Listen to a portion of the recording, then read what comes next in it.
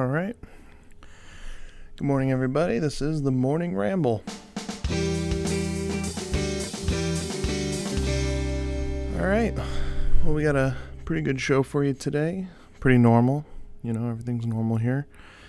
Nope, no, it's not. Today's going to be pretty short.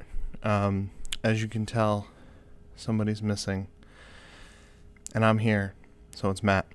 Matt's pretty busy this weekend. He's working. He's on call, fixing everyone's heat, making sure everyone's nice and warm during this state of emergency snowstorm we got coming in today. So looking forward to that. So just a few things, and I'll get out of your hair.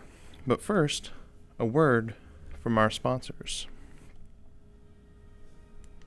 Bullying, the Me Too movement against sexual harassment, masculinity. Is this the best a man can get? Is it? It's cruel. We can't hide from it. Nope. It's been going on far too long. Disgusting. We can't laugh it off. Nope. No laughing. What I actually think she's trying to say. Making the same old excuses.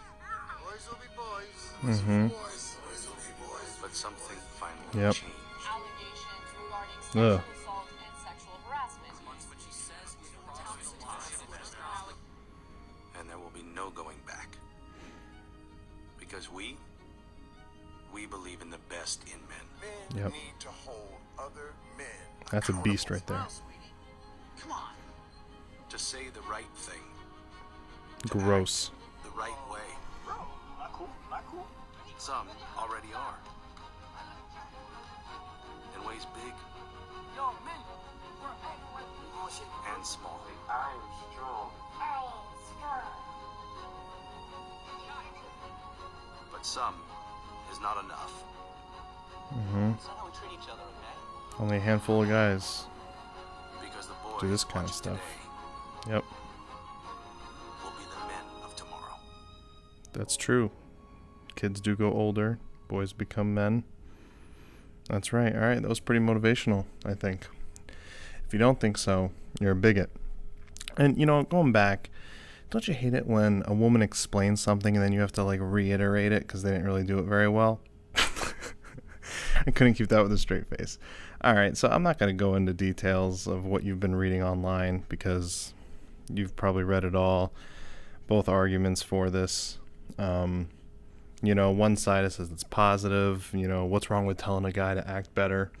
And then the second side is that it's attacking men and categorizing, saying that most men are like these examples that you saw in the commercial, which is not true. You know, 95% of guys don't act like jerks, you know.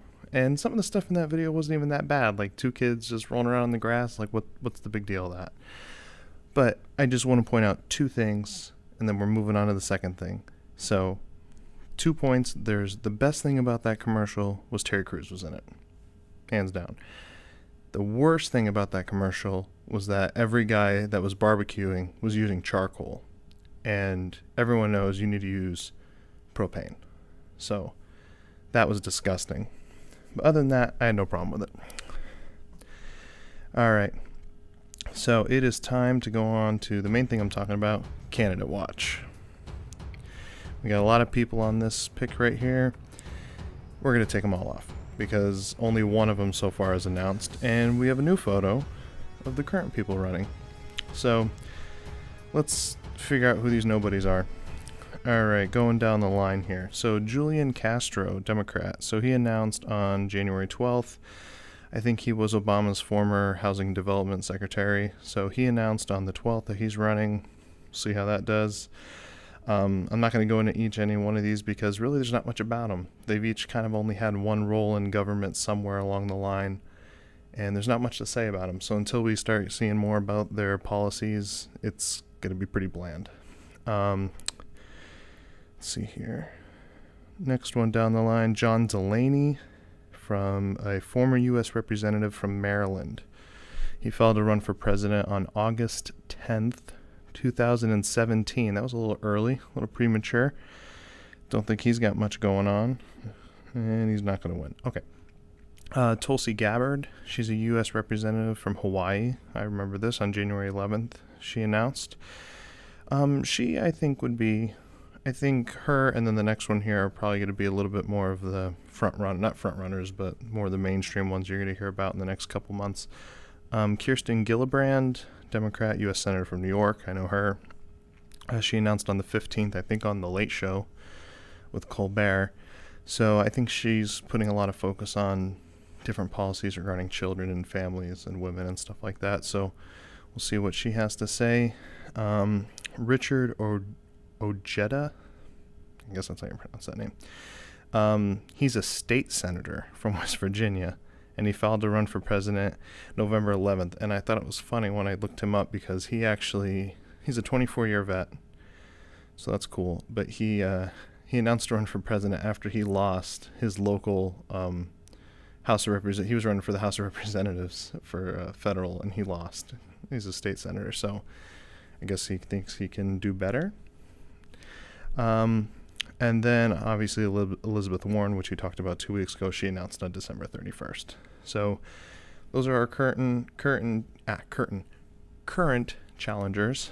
So should be interesting, and looking forward to see what Matt has to say about some of these people. He probably doesn't know half of them, and neither do I. So that's them. And lastly, the last thing I want to talk to you about this morning, because Matt's not here, I can talk about football. So this weekend we have the AFC and NFC championship. For the NFC, we have the Saints facing the Los Angeles Rams, and then on the AFC we have the Patriots and the Chiefs. So it's going to be a cool game. I got my predictions here for the Super Bowl. Let's see here. Oh, that's Nick Foles. We can get rid of that. So for the NFC, I really like the Saints. I got a little Drew Brees magazine here. I really like the Saints. I think Drew Brees is going to stomp all over the Rams, and they're going to go to the Super Bowl.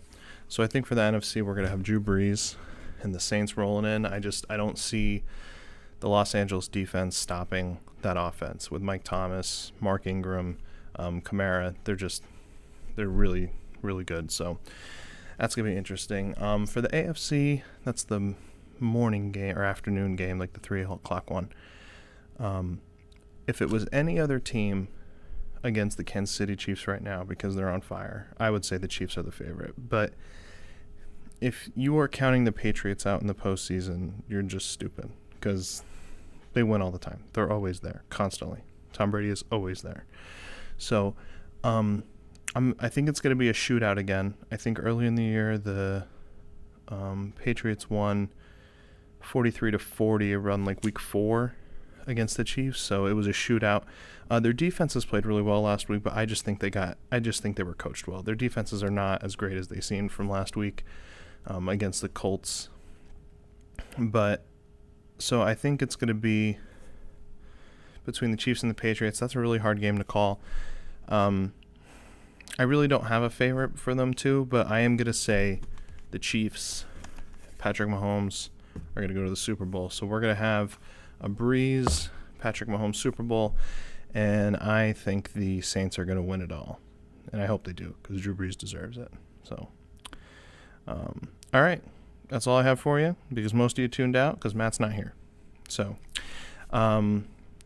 keep an eye out for all the candidates announcing, and should be interesting. Like I said, I was pretty sure we were going to have a lot of people announcing, and we're only halfway through January, and we've got 5 or 6. So quite a few. I'm thinking another senator is going to announce. Booker is probably going to announce.